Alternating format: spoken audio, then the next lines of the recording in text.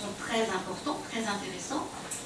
Ça permet surtout de ne pas utiliser de la crème fraîche ou du beurre à tous les repas. Donc tout ce qui est cholestérol, je conseille aussi, c'est indispensable. Le cholestérol, alors, on en parle beaucoup dans les maladies cardiovasculaires. Le cholestérol, il pose problème s'il s'inflamme. Donc pour éviter qu'il s'inflamme, il faut justement suffisamment d'oméga 3.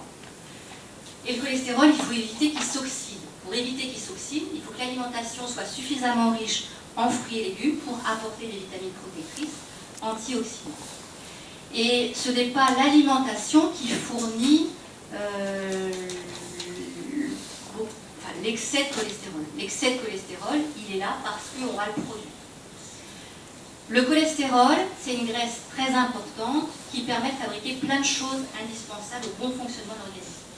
Par exemple, le matin, on fabrique du cortisol. Le cortisol, c'est l'hormone de stress. C'est l'hormone qu'on sécrète en fin de nuit pour sortir du lit et affronter sa journée. Et toute la journée, pour faire face au stress de la journée, on relance les sécrétions de cortisol. Donc le cortisol, il est important, et notamment le matin par rapport à la chronobiologie. Comme on fabrique du cortisol le matin, c'est important d'apporter du cholestérol le matin au petit déjeuner. Parce que si vous n'apportez pas de cholestérol au petit déjeuner, c'est le foie qui va en relarguer. Et le cholestérol que le foie relargue, c'est le mauvais. Donc quand on a un excès de cholestérol au niveau du sang, moi je conseille de garder un petit peu de cholestérol le matin. Donc ça peut être un petit peu de beurre, l'équivalent de 10 grammes par exemple, dans les restaurants.